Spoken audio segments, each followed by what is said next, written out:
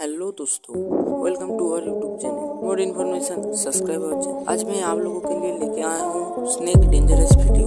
आप तो जानते ही हो कि स्नेक्स हमारे इंडिया में कितने डेंजरस होता है। स्नेक का जो जहर जिसका नाम वेनम होता है, वो अगर हमारे इंसान के खून में मिल जाए तो हमारा खून जमना शुरू हो जाता है। इसकी वजह से इंसान का मौत हो जाता है। आप स्क्रीन में जो स्नेक्स के वीडियोस देख रहे हैं वो बहुत ही जहरीले स्नेक्स होते हैं।